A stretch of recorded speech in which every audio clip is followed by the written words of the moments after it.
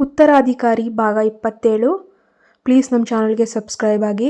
ಅಷ್ಟೇ ಯಾಕೆ, ಕೆಲವು ಪ್ರಭಾವಿ ಕಂಪನಿಗಳ ಸಿಇಒಗಳಾಗಿ ಬೆಳೆದಿರುವ ಹಿರಿಯ ವಿದ್ಯಾರ್ಥಿಗಳು ಸಹ ಅಮ್ಮನ ಮನೆಗೆ ಬಂದು ಆರೋಗ್ಯ ವಿಚಾರಿಸೋಗ್ತಿರ್ತಾರೆ. ಆ ಮಾತು ಕೇಳಿದ ತಕ್ಷಣ ಕೃಷ್ಣವೇಣಿಗೆ ಮತ್ತೆ ಆ ಹಿರಿಯ ವಿದ್ಯಾರ್ಥಿ ವಿಷ್ಣುವರ್ಧನ್ ಅನ್ನೋ ನೆನಪಾದ. ಬಹುಶಃ ಆ ವರ್ಷವೂ ಆ ಸೀನಿಯರ್ ವಿಷ್ಣುವರ್ಧನ್ ಆ ಹುಟ್ಟುಹಬ್ಬದ ಸಭೆಗೆ ಬಂದರೆ ಶಾಲೆಯ ದಿನಗಳ ಆ ಸೀನಿಯರ್ ವಿಷ್ಣುವರ್ಧನ್ನು ಮತ್ತು ಇಂದಿನ ಪ್ರಭಾವಿ ಉದ್ಯಮಿ ವಿಷ್ಣುವರ್ಧನ್ನು ನಿಜವಾಗಿ ಒಂದೇ ವ್ಯಕ್ತಿನ ಅಥವಾ ಬೇರೆ ವ್ಯಕ್ತಿನ ಅಂತ ಸತ್ಯ ಸಂಪೂರ್ಣವಾಗಿ ಖಚಿತವಾಗಿಬಿಡುತ್ತೆ ಅಂತ ಯೋಚನೆ ಮಾಡಿದ್ಲು. ಆದರೆ ವಿಷ್ಣುವರ್ಧನ್ ಕೋಪಗೊಂಡಿದ್ದಾನೋ ಅಥವಾ ದುಃಖಿತನಾಗಿದ್ದಾನೋ ಎಂಬುದು ಆಕೆಗೆ ಮುಖ್ಯವಾಗಿರಲಿಲ್ಲ. ಇಬ್ಬರು ಒಂದೇ ವ್ಯಕ್ತಿಯೋ ಅಲ್ಲವೋ ಅನ್ನುವಂಥ ಒಂದು ಗೊಂದಲವೂ ಆಕೆಗೆ ಬೇಕಾಗೂ ಇರಲಿಲ್ಲ. ಕೃಷ್ಣವೇಣಿ ಆ ಸಭೆಗೆ ಹೋಗಲು ನಿರ್ಧರಿಸಿದ್ದು ತನ್ನ ಹಳೆಯ ಸಹಪಾಠಿಗಳನ್ನು ನೋಡಬೇಕು ಅಂತ ಹೇಳಿ, ಅಥವಾ ಅಸ್ಪಷ್ಟವಾಗಿ ನೆನಪಿದ್ದಂತಹ ಆ ಸೀನಿಯರ್ ಸಾಮೀಪ್ಯಕ್ಕಾಗಲಿ ಅಲ್ಲ. ಬದಲಾಗಿ ತನಗೆ ಕಷ್ಟದ ದಿನಗಳಲ್ಲಿ ಅಪಾರ ಪ್ರೀತಿ, ಆಸರೆ ಮತ್ತು ಧೈರ್ಯ ನೀಡಿರುವಂತಹ ಇಂಗ್ಲೀಷ್ ಶಿಕ್ಷಕಿಯಾಗಿರುವಂತಹ ಚಂದ್ರನ್ ಮೇಡಮ್ಗಾಗಿ. ಚಂದ್ರನ್ ಮೇಡಮ್ ಅವರ ಕಾಲಿನ ಶಸ್ತ್ರಚಿಕಿತ್ಸೆಯ ಕಟುಸತ್ಯ ತಿಳಿದ ಮೇಲಂತೂ ಆಕೆ ಹುಟ್ಟು ಹಬ್ಬಕ್ಕೆ ಹೋಗದೇ ಇರೋಕೆ ಹೇಗೆ ಸಾಧ್ಯ ಹೇಳು? ಕೃಷ್ಣವೇಣಿ ಮನಸ್ಸು ಒಪ್ಪಲೇ ಇಲ್ಲ. ಅದೇ ದಿನ ಮಧ್ಯಾಹ್ನ ವಿಷ್ಣುವರ್ಧನ್ನ ವೈಭವೋಪೇತ ಬಂಗಲೆಯಲ್ಲಿ ವಿಷ್ಣುವರ್ಧನ್ ಮನೆಗೆ ಕಾಲಿಡ್ತಾ ಇದ್ದಾಗೆ ಕೃಷ್ಣ ಕುಟುಂಬದ ಹಿರಿಯ ವ್ಯಕ್ತಿ ತನ್ನ ವಾಕಿಂಗ್ ಸ್ಟಿಕ್ಕನ್ನು ಹಿಡಿದು ಮೊಮ್ಮಗನನ್ನು ಹಿಂಬಾಲಿಸುತ್ತಾ ಬರ್ತಾರೆ. ನೋಡು ವಿಷ್ಣು, ನಿನಗೆ ವಯಸ್ಸಾಗುತ್ತಾ ಬರ್ತಾ ಇದೆ. ಇನ್ನಾದರೂ ಒಬ್ಬ ಒಳ್ಳೆ ಹುಡುಗಿನ ನೋಡಿಕೊಂಡು ಮದುವೆಯಾಗಿ ಸ್ಥಿರವಾಗಿರ್ಬೇಕಲ್ವಾ? ನಿನಗೆ ಮೂಲತಃ ಯಾವ ರೀತಿ ಹುಡುಗಿ ಇಷ್ಟ ಅಂತ ಹೇಳು ಅಂತ ಗಂಭೀರವಾಗಿ ಕೇಳ್ತಿದ್ದಾರೆ. ವಿಷ್ಣುವರ್ಧನ್ ಯಾವುದಕ್ಕೂ ಕೂಡ ಉತ್ತರಿಸದೆ ಮೌನವಾಗಿ ಮೆಟ್ಟಿಲುಗಳನ್ನು ಹತ್ತಿ ಮೇಲಿನ ಮಹಡಿಗೆ ನಡೀತಾನೆ. ಅಜ್ಜ ಮಾತ್ರ ಬಿಡದೆ ತಮ್ಮ ಕೋಲಿನ ಆಸರೆಯಿಂದಲೇ ಅವನ ಹಿಂದೆ ಮೇಲಕ್ಕೆ ಬಂದರು. ಕಿರಿಯರು ಮತ್ತು ಹಿರಿಯರಿಗೆ ಹೇಗೆ ಗೌರವ ನೀಡಬೇಕು ಎಂಬುದನ್ನು ಮರೆತಿರುವಂತಹ ಈ ಕೃತಜ್ಞ ಮೊಮ್ಮಗನನ್ನು ಮನಸ್ಸಿನಲ್ಲೇ ಶಪಿಸಿಕೊಳ್ಳುತ್ತಾ, ಸ್ವಲ್ಪ ದಪ್ಪ ಹಾಗೂ ಹಾಲಿನಂತೆ ಬಿಳಿ ಬಣ್ಣವಿರುವಂತಹ ಹುಡುಗಿಯರನ್ನು ನೀನು ಇಷ್ಟಪಡುತ್ತೀಯಾ ಎಂದು ಕುತೂಹಲದಿಂದ ಕೇಳಿದ್ರು. ತನ್ನ ಮೊಮ್ಮಗನ ರಾಶಿ ಇಷ್ಟೇ ಅಂತ ಇರಬಹುದು ಅಂತ ಅಜ್ಜ ಊಹಿಸಿದ್ರು. ವಿಷ್ಣುವರ್ಧನ್ ತನ್ನ ಮಲಗುವ ಕೋಣೆಯನ್ನು ಪ್ರವೇಶಿಸಿ ಧರಿಸಿದ್ದ ಕೋಟನ್ನು ಬೆಚ್ಚಿ ಪಕ್ಕಕ್ಕಿಡ್ತಾನೆ. ನಂತರ ತನ್ನ ಕುತ್ತಿಗೆಯಲ್ಲಿದ್ದ ಟೈನನ್ನು ಸಡಿಲಗೊಳಿಸುತ್ತಾ ಮೌನವಾಗೇ ಇದ್ದ. ಅಜ್ಜ ವಿಷಯವನ್ನು ಮುಂದುವರಿಸ್ತಾ, ಪ್ರಸಿದ್ಧ ನಿರ್ದೇಶಕರು ಶರ್ಮಾ ಅವ್ರ ಮಗಳು ಶಾಲಿನಿ ನಗರಕ್ಕೆ ಬಂದಿದ್ದಾಳಂತ ಕೇಳಿದೆ. ನೀನೊಳನೊಮ್ಮೆ ಯಾಕೆ ಮನೆ ಕರೆತಂದು ನನಗೆ ಏಕೆ ಪರಿಚಯಿಸಬಾರ್ದು? ನಿರ್ದೇಶಕ ಶರ್ಮಾ ಅವ್ರ ಕುಟುಂಬ ಅಂತ ಮಾತು ಬೆಳೆಸಿದ್ರು ಆ ನಿರ್ದೇಶಕ ಶರ್ಮಾ ಅವರೇ ಸ್ವತಃ ನನಗೆ ಕರೆ ಮಾಡಿ ಮಾತನಾಡಿದ್ದಾರೆ. ಇಲ್ದಿದ್ರೆ ನನಗೆ ಈ ವಿಷಯವೇ ತಿಳಿತಿರ್ಲಿಲ್ಲ ನೋಡು. ನೆನ್ಪಿಡು, ನಾನು ನಿನ್ನ ಅಜ್ಜ. ಅಷ್ಟಕ್ಕೂ ಅವಳನ್ನು ಈ ಮನೆಗೆ ಕರೆತರಲು ಅವಳ್ಯಾರೋ? ಸ್ನಾನದ ಕೋಣೆಯಿಂದ ಬರುತ್ತಿದ್ದಂತಹ ನೀರ ಹನಿಗಳ ಶಬ್ದದ ನಡುವೆನೇ ವಿಷ್ಣುವರ್ಧನ್ ಕೋಪ ಮತ್ತು ಕಿರಿಕಿರಿ ತುಂಬಿದ ಧ್ವನಿಯಲ್ಲಿ ಗಡುಸಾಗಿ ಕೇಳ್ತಾ ಇದ್ದಾನೆ. ಅಜ್ಜನ ಕಣ್ಣುಗಳು ಹರಳಿದ್ವು. ಅವರಿಗೆ ತಕ್ಷಣವೇ ವಿಷಯ ಸ್ಪಷ್ಟವಾಯಿತು. ತನ್ನ ಹಿರಿಯ ಮೊಮ್ಮಗನಿಗೆ ಆ ಶರ್ಮಾ ಕುಟುಂಬದ ಉತ್ತರಾಧಿಕಾರಿ ಶಾಲಿನಿ ಕೊಂಚವೂ ಇಷ್ಟವಿಲ್ಲ ಅಂತ. ವಿಷಯ ಅರ್ಥವಾಗ್ತಿದ್ದ ಹಾಗೆ ಕೃಷ್ಣ ಕುಟುಂಬದ ಹಿರಿಯ ವ್ಯಕ್ತಿ ಮೆಟ್ಟಿಲುಗಳನ್ನಿಳಿದು ಕೆಳಗೆ ಬಂದರು. ಕೆಳಗೆ ಹಾಲ್ನಲ್ಲಿ ರಾಹುಲ್ ದಾಳಿಂಬೆ ಹಣ್ಣಿನ ಎಸಳುಗಳನ್ನು ತಿನ್ನಲು ಅನುವಾಗ್ತಾ ಇದ್ದ. ಇದ್ದಕ್ಕಿದ್ದಂತೆ ಬಂದ ಅಜ್ಜ ತನ್ನ ಕೈಲಿದ್ದಂತಹ ವಾಕಿಂಗ್ ಸ್ಟಿಕ್ನಿಂದ ಅವನ ಬೆನ್ನಿಗೆ ಚುರುಕಾಗಿ ಹೊಡೆದ್ರು. ರಾಹುಲ್ ಬೆನ್ನು ಸವರುತ್ತಾ ಕೋಪದಿಂದ ತಿರುಗಿ, ಅಜ್ಜ, ಸುಮ್ಮನೆ ಕುಳಿತಿದ್ದ ನನ್ನನ್ನು ಯಾಕೆ ಹೊಡಿತಾ ಇದ್ದೀರಿ ಅಂತ ಪ್ರಶ್ನೆ ಮಾಡಿದ. ಮೊದಲು ಇಲ್ಲಿ ಬಂದು ನನ್ನ ಪಕ್ಕದಲ್ಲಿ ಕುಳಿತುಕೋ ಅಂತ ಅಜ್ಜ ಅಧಿಕಾರಯುತವಾಗಿ ಕರೆದ್ರು. ಅವರ ಮುಖ ಅತ್ಯಂತ ಗಂಭೀರವಾಗಿತ್ತು. ರಾಹುಲ್ ಮೆಟ್ಟಿಲುಗಳತ್ತ ಒಮ್ಮೆ ನೋಡಿ ಅಜ್ಜನ ಮುಖದಲ್ಲಿದ್ದಂತಹ ಒಂದು ವಿಚಿತ್ರವಾದ ರಹಸ್ಯ ಭಾವನೆಯನ್ನು ಗಮನಿಸ್ತಾನೆ. ಬೇರೆ ದಾರಿ ಇಲ್ಲದೆ ಅವರ ಪಕ್ಕದಲ್ಲಿ ಕುಳಿತು, ಈಗ ಏನಾಯ್ತಜ್ಜ, ವಿಷಯ ಏನೋ ಅಂತ ಮೆಲ್ಲನೆ ಕೇಳ್ತಾನೆ. ಅಜ್ಜ ದೀರ್ಘವಾಗಿ ನಿಟ್ಟುಸಿರು ಬಿಡುತ್ತಾ ಕಿರಿಯ ಮೊಮ್ಮಗನ ಕಿವಿಯ ಹತ್ತಿರ ವಾಲಿ, ನೋಡ್ ರಾಹುಲ್, ತಕ್ಷಣವೇ ನಿನ್ನ ಅಣ್ಣನ ಮೇಲೆ ಒಂದು ಕಣ್ಣಿಡು. ಅವನು ರಹಸ್ಯವಾಗಿ ಯಾವ ಹುಡುಗಿಯ ಜೊತೆ ಸಂಬಂಧವಿಟ್ಕೊಂಡಿದ್ದಾನೆಂದು ಕಂಡು ಹಿಡಿದು ನನಗೆ ಹೇಳಬೇಕು ಅಂತ ಹೇಳಿದ್ರು. ನನ್ನ ಅಣ್ಣನ ಮೇಲೆ ನಾನೇ ಕಣ್ಣಿಡಬೇಕೇ? ಅವನನ್ನು ಹಿಂಬಾಲಿಸಬೇಕೇ? ರಾಹುಲ್ ಕಣ್ಣುಗಳು ಆಶ್ಚರ್ಯದಿಂದ ಹೊರಬರುವಂತಾದವು. ಬಹುಶಃ ನನ್ನನ್ನು ಸಾಯಿಸೋಕೆ ನೋಡ್ತಿದ್ದೀರಾ ಅಜ್ಜ? ಅಥವಾ ನೀವು ಹೋಗುವಾಗ ನನ್ನನ್ನು ಜೊತೆ ಕರ್ಕೊಂಡು ಹೋಗುವ ಪ್ಲ್ಯಾನ್ ಏನಾದರೂ ಮಾಡಿದ್ದೀರಾ? ಏನು ಕತೆ? ಅವರಿಬ್ಬರು ಹೀಗೆ ಚರ್ಚಿಸುತ್ತಿರುವಾಗಲೇ ವಿಷ್ಣುವರ್ಧನ್ ಕೂಡ ಸ್ನಾನ ಮುಗಿಸಿ ಗಂಭೀರವದನಾಗಿ ಮೆಟ್ಟುಗಳನ್ನು ಹಿಡ್ಕೊಂಡು ಕೆಳಗೆ ಬರ್ತಾ ಇದ್ದಾನೆ. ಆತನನ್ನು ಕಂಡ ತಕ್ಷಣ ಅಜ್ಜ ಏನೂ ತಿಳಿಯದವರಂತೆ ಶಾಂತರಾದರು. ರಾಹುಲ್ ತಕ್ಷಣವೇ ಚಾಣಾಕ್ಷತನದಿಂದ ತನ್ನ ಸೋದರನನ್ನು ಅಪ್ಕೊಂಡು ಸಹಜವಾಗಿಯೇ ವರ್ತಿಸ್ತಾನೆ. ಹಲವು ವರ್ಷಗಳ ಹಿಂದೆ ಚಂದ್ರನ್ ಮೇಡಮ್ ತಮ್ಮ ಹಳ್ಳಿಯಿಂದ ಈ ನಗರಕ್ಕೆ ಬರಬೇಕಾದಾಗ ಕಷ್ಟದ ದಿನಗಳಲ್ಲಿ ಯಾರನ್ನಾದರೂ ಆಸರಿಯಾಗಿ ನಿಲ್ಲುವಂತೆ ವಿನಂತಿಸಿಕೊಂಡಿದ್ರು. ಆ ಸಮಯದಲ್ಲಿ ವಿಷ್ಣುವರ್ಧನ್ ಅವರಿಗೆ ಸೂಕ್ತ ನೆರವು ನೀಡಿರ್ತಾನೆ. ಆ ಉಪಕಾರಕ್ಕಾಗಿ ಅವರು ಇಂದಿಗೂ ಅವನಿಗೆ ಶಾಶ್ವತವಾಗಿ ಕೃತಜ್ಞತರಾಗಿರ್ತಾರೆ. ಫೋನ್ನಲ್ಲಿ ಮಾತಾಡ್ತಾ ವಿಷ್ಣುವರ್ಧನ್ ಪ್ರತಿ ವರ್ಷ ಹೇಳ್ತಿದ್ದ ಮಾತನ್ನೇ ಪುನರಾವರ್ತಿಸ್ತಾನೆ. ಮೇಡಮ್, ನಾನು ಕೆಲಸದ ಒತ್ತಡದಲ್ಲಿ ತೀರಾ ಕಾರ್ಯನಿರತರಾಗಿರ್ತೀನಿ. ಹಾಗಾಗಿ ಈ ಬಾರಿಯೂ ನಿಮ್ಮ ಹುಟ್ಟುಹಬ್ಬದ ಆಚರಣೆಗೆ ವೈಯಕ್ತಿಕವಾಗಿ ಬರಲು ಸಾಧ್ಯವಾಗ್ತಿಲ್ಲ. ದಯವಿಟ್ಟು ಕ್ಷಮೆ ಇರಲಿ ಅಂತ. ಚಂದ್ರನ್ ಮೇಡಮ್ ಮುಗುಳ್ನಗುತ್ತಾ, ಅಯ್ಯೋ ಪರವಾಗಿಲ್ಲ ವಿಷ್ಣು, ನೀನು ನಿನ್ನ ವೃತ್ತಿ ಮತ್ತು ಕೆಲಸದ ಕಡೆಗೆ ಗಮನ ಕೊಡಬೇಕಲ್ವಾ. ಪುರುಷರು ಯಾವಾಗಲೂ ಕೂಡ ತಮ್ಮ ಸಾಧನೆಗೆ ಆದ್ಯತೆಯನ್ನು ನೀಡಬೇಕು ಅಂತ ಹೇಳ್ತಾ ಇದ್ರು.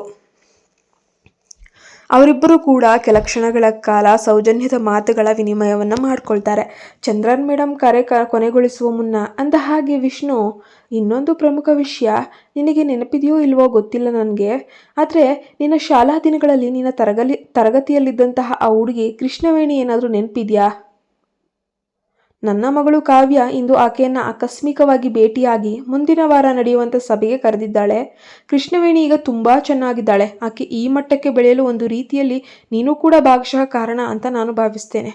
ಆ ಹೆಸರು ಕೇಳುತ್ತಿದ್ದಂತೆಯೇ ವಿಷ್ಣುವರ್ಧನ್ನ ಕೈಲಿದ್ದ ಫೋನ್ ಕೂಡ ಸಣ್ಣಗೆ ನಡಗಿತ್ತು. ಕೃಷ್ಣವೇಣಿ ಆ ಹುಟ್ಟುಹಬ್ಬದ ಸಭೆಗೆ ಬರುತ್ತಾಳೆಂದು ಅವನು ಎಂದಿಗೂ ಕೂಡ ನಿರೀಕ್ಷಿಸಿರಲಿಲ್ಲ.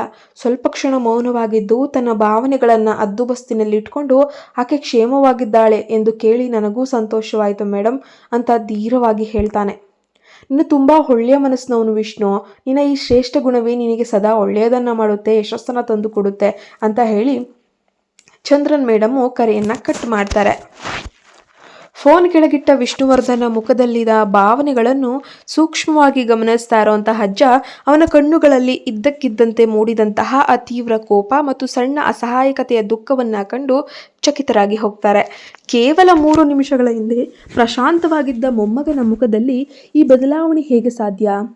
ವಿಷಯವನ್ನು ಬದಲಾಯಿಸುವಂತೆ ಅಜ್ಜ ಗಂಭೀರವಾಗಿ, ರಾಹುಲ್, ರಾತ್ರಿ ಊಟದ ಸಮಯವಾಯಿತು, ಬನ್ನಿ ಅಂತ ಕೂಗ್ತಾರೆ. ರಾಹುಲ್ ತನ್ನ ಅಣ್ಣನನ್ನು ದಿಟ್ಟಿಸಿ ನೋಡಿದ್ದ. ನಿಜ ಹೇಳಬೇಕಂದ್ರೆ ಅವನಿಗೂ ಒಳಗೊಳಗೆ ವಿಪರೀತ ಕುತೂಹಲವಿತ್ತು. ಯಾವ ರೀತಿಯ ಪ್ರಭಾವಿ ಮಹಿಳೆ ತನ್ನ ಕಲ್ಲು ಹೃದಯದ ಅಣ್ಣನನ್ನು ಈ ರೀತಿ ಆವರಿಸಿಕೊಂಡು ಮನೆಯಿಂದನೇ ದೂರವಿಟ್ಬಿಟ್ಟಿದ್ದಾಳಲ್ಲ. ವಿಷ್ಣುವರ್ಧನ್ ಊಟದ ಮೇಜಿನ ಬಳಿಗೆ ಹೋಗಿ ಯಾವುದನ್ನು ಗಮನಿಸಿದವನಂತೆ ಪತ್ರಿಕೆಯನ್ನು ತೆಗೆದುಕೊಂಡು ಓದೋಕೆ ಅಂತ ಹೇಳಿ ಶುರು ಮಾಡ್ತಾನೆ. 10 ನಿಮಿಷಗಳ ನಂತರ ಸುಧಾ, ಕೃಷ್ಣ ಕೂಡ ಮೆಟ್ಟಿಲುಗಳಿಳಿದು ಕೆಳಗೆ ಬಂದ್ಲು. ಅನಿತಾ, ಶೇಖರ್ ಹೊರಗಿನಿಂದ ಮನೆಗೆ ಮರಳಿದ್ದು. ಕೃಷ್ಣ ಕುಟುಂಬಕ್ಕೆ ಅಂದು ಸಂಜೆಯ ಊಟದ ಸಮಯವಾಗಿತ್ತು. ಆಗಲೇ ವಿಷ್ಣುವರ್ಧನ್ ಫೋನ್ ಕೂಡ ರಿಂಗ್ ಆಗುತ್ತೆ. ಅವನು ಪತ್ರಿಕೆಯಿಂದ ಕಣ್ಣು ತೆಗೆಯದೆ, ಏನಾಯ್ತು ಜಯಂತ್ ಅಂತ ಪ್ರಶ್ನೆ ಮಾಡ್ತಾನೆ. ಜಯಂತ್ ಹೊರಗೆ ಊಟ ಮಾಡುತ್ತಾ ಕುಳಿತಿದ್ದ. ಅವನು ತನ್ನ ಬಾಸ್ಗಾಗಿ ವರ್ಷಗಳಿಂದ ನಿಷ್ಠೆಯಿಂದ ಕೆಲಸವನ್ನು ಕೂಡ ಮಾಡ್ತಾ ಇದ್ದ. ಅವನು ಕುಳಿತು ತನ್ನ ಮಾಡಬೇಕಾದಂತಹ ಕೆಲಸಗಳ ಪಟ್ಟಿಯನ್ನು ಪರಿಶೀಲಿಸ್ತಾ ಇದ್ದಾಗ ವಿಷ್ಣುವರ್ಧನ್ನ ಮುಂಬರುವಂತಹ ಅಮೆರಿಕ ಪ್ರವಾಸದ ವ್ಯವಸ್ಥೆ ಮಾಡಬೇಕಾದಂಥ ವಿಷಯ ಕೂಡ ಕಣ್ಣಿಗೆ ಬೀಳುತ್ತೆ. ಸರ್, ಮುಂದಿನ ವಾರ ನಿಮ್ಮ ಹೈಸ್ಕೂಲ್ ಟೀಚರ್ ಚಂದ್ರನ್ ಮೇಡಮ್ ಅವರ ಹುಟ್ಟುಹಬ್ಬ ಕೂಡ ಇದೆ. ಈ ವರ್ಷ ನೀವು ಅಲ್ಲಿಗೆ ಹೋಗ್ತೀರಾ? ಏನು ಕತೆ? ಇಲ್ಲದಿದ್ದರೆ ನಾನು ನಿಮ್ಮ ಅಮೇರಿಕ ಪ್ರವಾಸದ ಟಿಕೆಟ್ ಹಾಗೂ ವೇಳಾಪಟ್ಟಿಯನ್ನು ತಕ್ಷಣವೇ ಕನ್ಫರ್ಮ್ ಮಾಡಿಬಿಡ್ತೀನಿ. ಜಯಂತ್ರ ಕೂಡ ಎಚ್ಚರಿಕೆಯಿಂದ ಕೇಳ್ತಾನೆ. ಸಾಮಾನ್ಯವಾಗಿ ವಿಷ್ಣುವರ್ಧನ್ ಇಂತಹ ಸಭೆಗಳಿಗೆ ಹೋಗ್ತಾ ಇರಲಿಲ್ಲ. ವರ್ಷಗಳ ಹಿಂದೆ ಒಮ್ಮೆ ಮಾತ್ರ ಹೋಗಿದ್ದ. ಆದರೆ ಈ ಬರ್ತ್ಡೇ ಪಾರ್ಟಿಯಲ್ಲಿ ಎಲ್ಲರೂ ಬಂದು ನನ್ನ ತೀವ್ರವಾಗಿ ಹೊಗಳುವುದು, ಚಾಚು ತಪ್ಪದೆ ತನಗೆ ಗಮನ ಕೊಡುವುದು ಅವನಿಗೆ ಅತೀವ ಕಿರಿಕಿರಿ. ಅದಕ್ಕಾಗಿ ಅವನು ಪ್ರತಿ ವರ್ಷ ಮೇಡಮ್ಗೆ ತಾನು ಮೊದಲೇ ಕಳಿಸ್ತಿದ್ದಂತಹ ಬೆಲೆಬಾಳುವ ಉಡುಗೊರೆಗಳನ್ನು ತಲುಪಿಸಿ ನೇರವಾಗಿ ಕರೆ ಮಾಡಿ ಶುಭವನ್ನು ಹಾರೈಸುವಂಥದ್ದು, ಅದೇ ರೀತಿ ಮುಗಿಸ್ಬಿಡ್ತಿದ್ದ. ಆಗ ಚಂದ್ರನ್ ಮೇಡಮ್ ಅವನಿಗೆ ಕೇವಲ ಗೌರವದ ಶಿಕ್ಷಕರಾಗಿದ್ದರು. ಆದರೆ ಈಗ ವಿಷಯ ಸಂಪೂರ್ಣ ಬದಲಾಗಿತ್ತು. ಎಲ್ಲರೂ ಮೇಜಿನ ಬಳಿಗೆ ಬನ್ನಿ, ಊಟ ಮಾಡೋಣ ಅಂತ ಹೇಳಿ ಅಜ್ಜ ಗಂಭೀರವಾಗಿ ಹೇಳಿದ್ರು. ವಿಷ್ಣುವರ್ಧನ್ ಆ ಮಾತುಗಳನ್ನು ಕೇಳಿಸ್ಕೊಳ್ಳಿಲ್ಲ. ಅವನ ಮುಖದಲ್ಲಿ ತೀವ್ರ ಗೊಂದಲ ಮತ್ತು ಅಸಹನೆ ಎದ್ದು ಕಾಣ್ತಾ ಇತ್ತು. ಅವನ ತಲೆಯಲ್ಲಿ ಬೇರೆ ಏನೋ ಓಡ್ತಾ ಇದೆ. ಅವನು ಫೋನ್ ಎತ್ಕೊಂಡು ಜಯಂತರಾವ್ ನಂಬರ್ಗೆ ಕರೆ ಮಾಡ್ತಾನೆ. ಆದರೆ ಕ್ಷಣಾರ್ಧದಲ್ಲಿ ಆಲೋಚನೆ ನಿಲ್ಲಿಸಿ ತಕ್ಷಣ ಫೋನನ್ನು ಪಟಕನೆ ಕಟ್ ಮಾಡಿಬಿಡ್ತಾನೆ. ಒಂದು ಕ್ಷಣ ಜಯಂತ್ಗೆ ಮತ್ತೆ ಕರೆ ಮಾಡಿ ತನ್ನ ಬಹುಮುಖ್ಯ ಅಮೇರಿಕಾ ಪ್ರವಾಸವನ್ನು ರದ್ದುಗೊಳಿಸುವಂತೆ ಕೇಳಬೇಕಾ ಅಂತ ಅವನಿಗೆ ಅನ್ನಿಸ್ತು. ತನ್ನದೇ ಒಂದು ದಿಢೀರ್ ಆಲೋಚನೆಯನ್ನು ಕಂಡು ಅವನಿಗೆ ತಾನೇ ತನ್ನ ಮೇಲೆ ಆಶ್ಚರ್ಯ ಆಗುವಷ್ಟು, ಅವಳು ಕೇವಲ ಒಬ್ಬ ಸಾಮಾನ್ಯ ಹುಡುಗಿ ಅಷ್ಟೇ, ಅವಳಿಗೆ ಯಾಕೆ ನಾನೇ ಅಷ್ಟೊಂದು ಕಷ್ಟಪಟ್ಟು ಯೋಚನೆ ಮಾಡ್ತಾಯಿದ್ದೀನಿ. ಅದು ಅಲ್ಲದೆ ತನ್ನ ಮನಸ್ಸಿನಲ್ಲಿ ನಿಜವಾದ ಒಂದು ಭಾವನೆಯನ್ನು ಎಂದಿಗೂ ಕೂಡ ಹೊರಹಾಕದೆ ನನಗೆ ಪ್ರತಿಯೊಂದು ಕ್ಷಣವೂ ಅಪರಾಧ ಪ್ರಜ್ಞೆ ಮತ್ತು ಅಶಾಂತಿ ಉಂಟು ಮಾಡುವ ಹುಡುಗಿ ಯಾಕೆ ಎಂದು ತನಗೆ ತಾನೇ ಸಮರ್ಥಿಸಿಕೊಳ್ಳೋಕೆ ಯತ್ನಿಸ್ತಾನೆ. ಮತ್ತೊಂದೆಡೆ ಕಾವ್ಯಚಂದ್ರನ್ ಬೆಳಗ್ಗೆಯಿಂದ ಕೃಷ್ಣವೇಣಿಯ ಮನೆಯಲ್ಲೇ ಸಮಯ ಕಳೆದು ತಡಸಂಜೆಯ ವೇಳೆಗೆ ತನ್ನ ಮನೆಗೆ ಹೊರಟು ಹೋಗ್ತಾಳೆ. ಕೃಷ್ಣವೇಣಿ ಆಕೆಯನ್ನ ಮೆಟ್ರೋ ನಿಲ್ದಾಣದವರೆಗೂ ಕಳಿಸ್ಕೊಟ್ಟು ಅವಳು ಕೂಡ ಹಿಂತಿರುಗ್ತಾಳೆ. ಆದರೆ ಅವಳ ಅಪಾರ್ಟ್ಮೆಂಟ್ ಪ್ರವೇಶ ದ್ವಾರದ ಬಳಿ ತದ್ದಾಗೆ ಜೈನ್ನ ತಾಯಿ ಅಂದರೆ ಉಮಾ ಕುಮಾರ್ ನಿಂತಿರುವುದು ಕಣ್ಣಿಗೆ ಬೀಳುತ್ತೆ. ಆಕೆ ಅತ್ಯಂತ ಕೋಪದಿಂದ ಯಾರನ್ನು ಹುಡುಕ್ತಾ ಇದ್ದಾಳೆ ಅಂತ ಸುತ್ತಲೂ ಕೂಡ ನೋಡ್ತಾ ಇರೋವಂಥದ್ದು ಗೊತ್ತಾಗ್ತಾ ಇದೆ. ಇನ್ನೇನು ಕೃಷ್ಣವೇಣಿ ಬಾಗಿಲ ಬಳಿ ಬಂದು ನಿಲ್ತಾಳೆ. ಎಷ್ಟೇ ಆದರೂ ಅವಳು ಹೋಗಿ ಆ ಮಹಿಳೆಯೊಂದಿಗೆ ಮಾತನಾಡಲೇಬೇಕಾಗಿತ್ತು. ಇನ್ನೆಷ್ಟು ಕಾಲ ಎಂದು ಆಕೆಯಿಂದ ಅಡಗಿರಲು ಸಾಧ್ಯ ಹೇಳಿ? ಹಾಗಾಗಿ ಕೃಷ್ಣವೇಣಿಯನ್ನು ಕಂಡ ತಕ್ಷಣ ಉಮಾ ಕುಮಾರ್ ಕಣ್ಣುಗಳಲ್ಲಿ ಬೆಂಕಿ ಅನ್ನೋದು ಹುರಿದು ಜ್ವಾಲೆಯಾಗಿ ಜಗಜಗಿಸ್ತಾ ಇದೆ. ಕೊಂಚ ಸಮಯದ ಮುಂಚೆಯಷ್ಟೇ ಆಕೆ ಕೃಷ್ಣವೇಣಿಯ ಮನೆ ಬಾಗಿಲಿಗೆ ಹೋಗಿ ಸತತವಾಗಿ ಗರಗಂಟೆಯನ್ನು ಬಾರಿಸಿ ಬಾಗಿಲನ್ನು ಬಡಿದಿದ್ಲು. ಅದರ ಬಾಗಿಲು ತೆರೆದಿದ್ದಾಗ ಕೋಪದಿಂದ ಕೆಳಗೆ ಬಂದು ಕಾಯ್ತಾ ಇದ್ಲು. ಆ ಕೃಷ್ಣವೇಣಿ ಹೆಂಗಿದ್ರು ಕೆಳಗೆ ಬರಲೇಬೇಕಲ್ವಾ? ಆಂಟಿ, ಕೃಷ್ಣವೇಣಿ ನಮ್ರತೆಯಿಂದ ಗೌರವದಿಂದ ಕರೆದ್ಲು. ಪಟಾರ ಅಂತ ಉಮಾ ತನ್ನ ಇಡೀ ಶಕ್ತಿಯಿಂದ ಕೃಷ್ಣವೇಣಿಯ ಕೆನ್ನೆಗೆ ಬಾರಿಸಿದ್ಲು. ಕೃಷ್ಣವೇಣಿ ಆ ಬಲವಾದ ಹೇಟಿಗೆ ತತ್ತರಿಸಿ ಹೋದ್ಲು. ನನ್ನನ್ನು ಹಾಗೆ ಕರೆಯುವ ಯಾವ ಹಕ್ಕು ನಿನಗಿಲ್ಲ. ನೀನು ಪ್ರತಿ ಬಾರಿ ನನ್ನನ್ನು ಆ ರೀತಿ ಕರೆದಾಗೆಲ್ಲ ನನ್ನ ಆಯುಷ್ಯ 10 ವರ್ಷ ಕಡಿಮೆ ಆಗ್ತದೆ. ಕೃಷ್ಣವೇಣಿ, ನಿನಗೆಷ್ಟು ಧೈರ್ಯ ಅಂತ ಉಮಾ ಆಕ್ರೋಶದಿಂದ ಕಿರ್ಚಿದ್ಲು. ಕೃಷ್ಣವೇಣಿ ಹುರಿಯುತ್ತಿದ್ದ ತನ್ನ ಕೆನ್ನೆಯನ್ನು ಕೈಯಿಂದ ಹಿಡಿದುಕೊಂಡು ಕೆಲವು ಕ್ಷಣಗಳ ಕಾಲ ಕೆಟ್ಟ ನೋವನ್ನು ಮೌನವಾಗಿ ಸಹಿಸಿಕೊಂಡ್ಳು. ನಂತರ ತಲೆ ಎತ್ತಿ ಕಣ್ಣುಗಳಲ್ಲಿ ಕಠಿಣ ಭಾವನೆಯನ್ನು ತುಂಬಿಕೊಂಡು, ನಿಮಗೆ ಏನು ಹೇಳಬೇಕೋ ಅದನ್ನು ನೇರವಾಗಿ ಹೇಳಿ, ಇಲ್ದಿದ್ರೆ ನಾನು ಹೊರಡ್ತೀನಿ ಅಂತ ಹೇಳಿದ್ಲು. ಏನು, ಇದೇನಾ ನೀನು ಹಿರಿಯರಿಗೆ ಕೊಡುವಂತಹ ಗೌರವ? ಇದೇನಾ ನನ್ನ ಜೊತೆ ನಡೆದುಕೊಳ್ಳುವ ರೀತಿ? ಉಮಾ ಕುಮಾರ್ ಅವರ ನೋಟ ಇನ್ನಷ್ಟು ತೀಕ್ಷ್ಣವಾಯಿತು. ನೀವು ನನ್ನ ಜೊತೆ ಹೇಗೆ ನಡೆದುಕೊಳ್ತೀರೋ ನಾನು ನಿಮ್ಮ ಜೊತೆ ಹಾಗೇ ನಡ್ಕೊಳ್ತೀನಿ. ಕೃಷ್ಣವೇಣಿ ಕೂಡ ಗಂಭೀರವಾಗಿ ತಣ್ಣನೆಯ ಧ್ವನಿಯಲ್ಲೇ ಉತ್ತರಿಸ್ತಿದ್ದಾಳೆ. ಅವಳು ತಿರುಗಿ ತನ್ನ ಅಪಾರ್ಟ್ಮೆಂಟ್ ಕಡೆಗೆ ನಡೆಯತೊಡಗಿದ್ಲು. ವಯಸ್ಸಿನಲ್ಲಿ ದೊಡ್ಡವರೆಂಬ ಒಂದೇ ಒಂದು ಕಾರಣಕ್ಕೆ ಕನಿಷ್ಠ ಸೌಜನ್ಯವನ್ನು ತೋರಲು ಯತ್ನಿಸಿದ್ದು, ಆದರೆ ಆ ಗೌರವಕ್ಕೆ ಅವರು ಅರ್ಹರಾಗಿರಲಿಲ್ಲ. ಒಂದು ಹೆಣ್ಣು ಮಗಳಿಗೆ ಈ ರೀತಿ ಕಪಾಳ ಮೋಕ್ಷ ಮಾಡುವುದು ಸರಿಯಲ್ಲ. ಕೃಷ್ಣವೇಣಿಯ ನಿರ್ಭೀತ ವರ್ತನೆ ಉಮಾಕುಮಾರ್ ಅವರ ರೋಷವನ್ನು ತುದಿಗೇರಿಸಿತು. ಆಕೆ ತಕ್ಷಣವೇ ಕೃಷ್ಣವೇಣಿಯ ಬೆನ್ನ ಹಿಂದೆ ಓಡಿಬಂದು ಹಿಂಭಾಗದಿಂದ ಆಕೆ ಕಾಲರನ್ನು ಗಟ್ಟಿಯಾಗಿ ಹಿಡಿದು ಎಳೆದೊಯ್ಬಿಟ್ಲು. ಕೃಷ್ಣವೇಣಿಯನ್ನ ತನ್ನತ್ತ ಬರಸೆಟೆಯಿಂದ ತಿರುಗಿಸಿಕೊಂಡು ಹಿಂಸಾತ್ಮಕವಾಗಿ ಒಡೆಯೋಕೆ ಮುಂದಾದ್ಲು. ಕೈಲಾಗದ ನೀಚ ಹೆಣ್ಣೆ, ನನ್ನ ಮಗನ ಜೀವನಕ್ಕೆ ನೀನು ಏನು ಮಾಡಿದ್ದೆ ಹೇಳು? ಅದು ರಹಸ್ಯವಾಗಿ ನಮ್ಮನ್ನು ಹಿಡಿಯಲು ಬಂದಾಗ ನೀನೇನು ಮಾಡಿದೆ? ಅವನನ್ನು ಜೈಲಿಗೆ ತಳ್ದಿಯಲ್ವಾ? ನಿನಗೆ ಸಂತೋಷವಾಯಿತಾ? ನನ್ನ ಮಗ ಎಲ್ಲಿ ನಿನ್ನ ಆಟಗಳನ್ನೆಲ್ಲ ಬಯಲಿಗೆ ಮಾಡ್ತಾಳೆ ಅಂತ ಅವನನ್ನು ಕಳಿಸಿಬಿಟ್ಟೆ. ನಿನ್ನ ಈ ಹೊಸ ಆಸರೆಯ ಶ್ರೀಮಂತ ಪ್ರೇಮಿಗೆ ಇದು ತುಂಬ ತಮಾಷೆಯಾಗಿ ಕಾಣಿಸ್ತಾ ಇರಬೇಕಲ್ವಾ? ಇದುವೇನ ನಿನ್ನ ಮಾಡುವ ನ್ಯಾಯ? ಉಮಾಕುಮಾರ್ ತೀರಾ ಅನ್ಯಾಯವಾಗಿ ಮೃಗದಂತೆ ವರ್ತಿಸ್ತಾ ಇದ್ರು. ಅವರು ಕೃಷ್ಣವೇಣಿಯನ್ನು ಮುಂದಕ್ಕೆ ಹಿಂದಕ್ಕೆ ಕಷ್ಟಪಟ್ಟು ಎಳೆದಾಡಿದಾಗ ಆಕೆ ಕುತ್ತಿಗೆಯ ಭಾಗಕ್ಕೆ ಗಾಯಗಳಾಗಿ ತೀವ್ರ ಉರಿ ಕಾಣಿಸ್ಕೊಳ್ಳುತ್ತೆ. ಈಗಾಗಲೇ ಬಿದ್ದಿದ್ದ ಬಲವಾದ ಹೊಡೆತದಿಂದ ಕೃಷ್ಣವೇಣಿಯ ಕೆನ್ನೆ ಮತ್ತು ಗಲ್ಲದ ಭಾಗ ಸಂಪೂರ್ಣವಾಗಿ ಜೇನುನೊಣ ಕಚ್ಚಿದ ಹಾಗೆ ಊದ್ಕೊಂಡಿದೆ. ಉಮಾಕುಮಾರ್ ಆಕೆ ಕೂದಲನ್ನು ಬಿಗಿಯಾಗಿ ಹಿಡಿದು ಜಗ್ಗುತ್ತಾ, ನಮ್ಮ ಕುಟುಂಬದ ಹೆಸರನ್ನು ಹಾಳು ಮಾಡಿದಂಥ ನಿನ್ನಂಥ ಹೆಣ್ಣಿನ ಮುಖಕ್ಕೆ ಮುಸುಕು ಹಾಕಬೇಕಾ? ನೀನು ಅಷ್ಟೊಂದು ದಾನದಾಹಿಯೇ? ಹಣಕ್ಕಾಗಿ ನಿನ್ನ ಮಾನ ಮರ್ಯಾದೆ ಶೀಲವನ್ನು ಹರಾಜು ಹಾಕ್ತಿದೀಯಾ? ಶ್ರೀಮಂತಿಗಾಗಿ ನೀನು ಯಾವ ಪ್ರಭಾವಿ ವ್ಯಕ್ತಿಯನ್ನಾದರೂ ಮದುವೆ ಆಗು, ಯಾರೂ ಕೇಳೋದಿಲ್ಲ. ಆದರೆ ನನ್ನ ಮಗನನ್ನು ಈ ಬಲೆಯಲ್ಲಿ ಯಾಕೆ ಸಿಲುಕಿಸ್ತೆ? ನನ್ನ ಮಗನ ಕೊಳೆಯುತ್ತಿರುವ ಈ 5 ವರ್ಷಗಳ ಜೀವನವನ್ನು ನೀನು ಹೇಗೆ ತಾನೇ ಹಿಂತಿರುಗಿಸ್ತೀಯಾ ಅಂತ ರಸ್ತೆಯಲ್ಲೇ ಕೆಟ್ಟದಾಗಿ ನಿಂದಿಸೋಕೆ ಶುರು ಮಾಡ್ಕೊಳ್ತಾರೆ. ಕೃಷ್ಣವೇಣಿಗೆ ಇನ್ನೂ ಅನಾಗರಿಕ ನಡವಳಿಕೆಯನ್ನು ಸಹಿಸೋಕೆ ಸಾಧ್ಯವಾಗಲಿಲ್ಲ. ತೀವ್ರ ದೈಹಿಕ ಮತ್ತು ಮಾನಸಿಕ ನೋವಿನ ನಡುವೆಯೂ ಆಕೆ ಉಮಾ ಅವರ ಕಠಿಣ ಹಿಡಿತದಿಂದ ತನ್ನ ಕೂದಲನ್ನು ಬಲವಂತವಾಗಿ ಬಿಡಿಸಿಕೊಂಡು ಅವರನ್ನು ದೂರಕ್ಕೆ ತಳ್ಳೇ ಬಿಡ್ತಾಳೆ. ಸಾಕು, ಇಲ್ಲೇ ನಿಲ್ಲಿಸಿ ನಿಮ್ಮ ಮಾತನ್ನು ಅಂತ ಗರ್ಜಿಸಿದ್ಲು. 1 ಮೀಟರ್ಗೂ ಹೆಚ್ಚು ದೂರ ತಳ್ಳಲ್ಪಟ್ಟ ಉಮಾಕುಮಾರ್ ಕೋಪದಿಂದ ಕೆಂಪಗಾಗಿ ನಡುಗುತ್ತಿದ್ದ ಬೆರಳನ್ನು ಕೃಷ್ಣವೇಣಿಯತ್ತ ತೋರಿಸಿ, ನೀನು ಕರುಣೆ ಇಲ್ಲದ, ನಾಚಿಕೆ ಇಲ್ಲದ ದುಷ್ಟೆ, ಇಷ್ಟೆಲ್ಲ ಮಾಡಿ ಇನ್ನೂ ಬೆದರಿಸಲು ಬರ್ತೀಯಾ ಅಂತ ಆರ್ಭಟಿಸಿದ್ರು. ಅಷ್ಟರಲ್ಲಿ ಆ ವಸತಿ ಸಮುಚ್ಚಯದ ಸುತ್ತಲೂ ಅಪಾರ್ಟ್ಮೆಂಟ್ನ ಜನಸಮೂಹ ಮೆಲ್ಲನೆ ಒಬ್ಬೊಬ್ಬರೇ ಸೇರೋಕೆ ಪ್ರಾರಂಭಿಸಿತು. ಅಷ್ಟರಲ್ಲಿ ಅಲ್ಲಿ ಸೇರಿದ ಜನಸಮೂಹದಲ್ಲಿದ್ದ ಒಬ್ಬ ಮಹಿಳೆ ಮುಂದೆ ಬಂದು ಜಗಳವನ್ನು ಬಿಡಿಸೋಕೆ ಅಂತ ಹೇಳಿ ಪ್ರಯತ್ನ ಮಾಡ್ತಾಳೆ. ಉಮಾಕುಮಾರ್ ಅವರನ್ನು ಹಿಡಿದುಕೊಂಡು, ಅಮ್ಮ ನೀವ್ಯಾಕೆ ಇಷ್ಟೊಂದು ಕೋಪಗೊಳ್ಳುತ್ತಿದ್ದೀರಿ? ಯಾರೋ ಏನಲ್ಲೋ ಹೇಳಿದ್ದನ್ನು ಕೇಳಿ ನಿಮ್ಮ ಸೊಸೆ ತಪ್ಪು ಮಾಡಿದ್ದಾಳೆ ಅಂತ ತೀರ್ಮಾನಿಸುವುದು ಸರಿಯಲ್ಲ.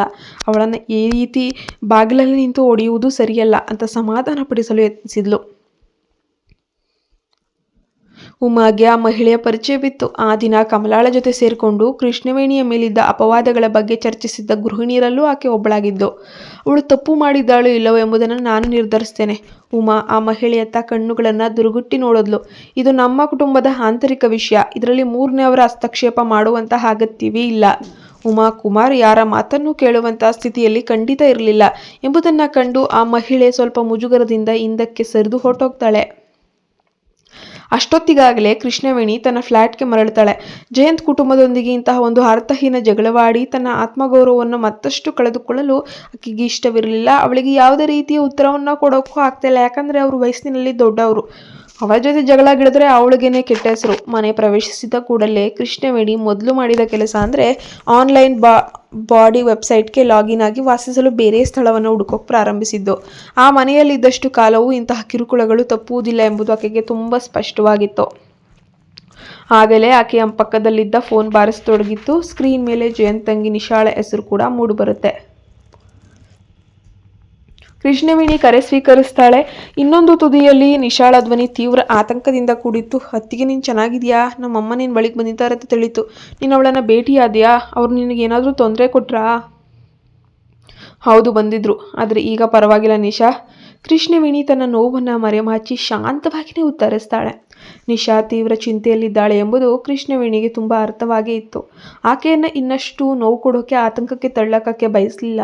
ನಮ್ಮ ಅಮ್ಮ ಮತ್ತು ಅಣ್ಣನ ನಡವಳಿಕೆ ನೆನೆಸ್ಕೊಂಡ್ರೆ ನನಗೆ ತುಂಬ ಕೋಪ ಮತ್ತು ನಾಚಿಕೆ ಆಗ್ತದೆ. ನಿಶಾಳ ಧ್ವನಿಯಲ್ಲಿ ಕಣ್ಣೀರು ತುಂಬಿತ್ತು. ನಾನು ತಕ್ಷಣ ನಿನ್ನ ಮನೆಗೆ ಬರ್ತಿದ್ದೀನಿ, ಬಾಗಿಲನ್ನು ತೆರೆದಿಡು. ಕೃಷ್ಣವೇಣಿ ಬರಬೇಡ ಅಂತ ಹೇಳುವಷ್ಟರಲ್ಲೇ ನಿಶಾ ಆತುರದಿಂದ ಫೋನನ್ನು ಕಟ್ಟೇ ಮಾಡಿಬಿಟ್ಲು. ಆಕೆಗೆ ಮತ್ತೆ ಕರೆ ಮಾಡಿ ತಡೆಯುವ ಬದಲು ಕೃಷ್ಣವೇಣಿ ವಾಟ್ಸಪ್ ಸಂದೇಶವನ್ನು ಕಳಿಸಿದ್ಲು. ಕೋಪ ಮಾಡ್ಕೊಳ್ಬೇಡ ನಿಶಾ, ನನಗೇನೂ ಆಗಿಲ್ಲ, ಎಲ್ಲವೂ ಸರಿಯಾಗಿರುತ್ತೆ. ನೀನು ತುಂಬ ಒಳ್ಳೆಯವಳು ಅತ್ತಿಗೆ. ನಿಜವಾದ ತಪ್ಪು ನಮ್ಮ ಅಮ್ಮ ಮತ್ತು ನನ್ನ ಅಣ್ಣನದೇ. ಅವರು ತುಂಬ ದಡ್ರು ಅಂತ ನಿಶಾ ತಕ್ಷಣವೇ ಅಳುವ ಇಮೋಜಿಯೊಂದಿಗೆ ಸಂದೇಶವನ್ನು ಕಳುಹಿಸ್ಕೊಡ್ತಾಳೆ. ಕೃಷ್ಣವೇಣಿ ಮೌನವಾಗಿ ತಲೆ ಬಾಗಿಸಿದ್ಲು. ಸನ್ನಿವೇಶಗಳು ಈಗಿರುವಾಗ ಸೌಮ್ಯವಾಗಿರುವುದನ್ನು ಬಿಟ್ಟು ಬೇರೆ ಏನು ಮಾಡೋಕ್ಕೆ ಸಾಧ್ಯವಿಲ್ಲ ಅಲ್ವಾ? ಸುಮಾರು 1 ಗಂಟೆಯ ನಂತರ ನಿಶಾ ಕೃಷ್ಣವೇಣಿಯ ಒಂದು ಅಪಾರ್ಟ್ಮೆಂಟ್ನ ಹತ್ತಿರ ತಲುಪ್ತಾಳೆ. ಕರಗಂಟೆ ಬಾರಿಸಿದ ತಕ್ಷಣ ಕೃಷ್ಣವೇಣಿ ಬಾಗಿಲನ್ನ ತೆರೀತಾಳೆ. ನಿಶಾ ಒಳಗೆ ಬಂದು ಚಪ್ಪಲಿ ಬಿಟ್ಟು ಒಳಗೆ ನಡೆದ್ಲು. ನಂತರ ಕೃಷ್ಣವೇಣಿಯ ಮುಖದಿಂದ ಹತ್ತಿರದಿಂದ ನೋಡಿದಾಗ ಆಕೆ ತೀವ್ರ ಆಘಾತಕ್ಕೊಳಗಾದ್ಲು. ಕೃಷ್ಣವೇಣಿಯ ಕೆನ್ನೆ ಮತ್ತು ಕುತ್ತಿಗೆಯಲ್ಲಿದ್ದಂತಹ ಕೆಂಪು ಕಲೆಗಳು ಹಾಗೂ ಊದಿಕೊಂಡಿದ್ದಂತಹ ಮುಖವನ್ನು ಕಂಡ ತಕ್ಷಣ ಕಣ್ಣುಗಳು ಅಗಲವಾದವು. ದೇವರೇ, ನಮ್ಮ ಅಮ್ಮ ನಿನ್ನ ಮೇಲೆ ಕೈ ಮಾಡಿದ್ರ? ನಿನ್ನನ್ನು ಹೊಡೆದರ? ನಿಶಾ ತಡೆಯಲಾಗದ ಕೋಪದಿಂದ ಉಬ್ಬನ್ನ ಗಂಟಾಕಿದ್ಲು. ಆಕೆ ತನ್ನ ತಾಯಿಯ ಈ ರಕ್ಕಸ ನಡವಳಿಕೆಗೆ ಮಾತೇ ಹೊರಡದಂತಾಗೋಯ್ತು. ಕತೆ ಮುಂದುವರಿಯುತ್ತೆ. ಮುಂದೆ ಏನಾಗುತ್ತೆ ನೋಡೋಣ. ನೀವಿನ್ನು ನಮ್ಮ ಚಾನಲ್ಗೆ ಸಬ್ಸ್ಕ್ರೈಬ್ ಆಗಿಲ್ಲ ಅಂದರೆ ಈ ಕೂಡಲೇ ಸಬ್ಸ್ಕ್ರೈಬ್ ಆಗಿ, ಪಕ್ಕದಲ್ಲೇ ಕಾಣೋ ಬೆಲ್ ಐಕಾನ್ ಪ್ರೆಸ್ ಮಾಡಿ ನೋಟಿಫಿಕೇಶನ್ ಆನ್ ಮಾಡ್ಕೊಳ್ಳಿ.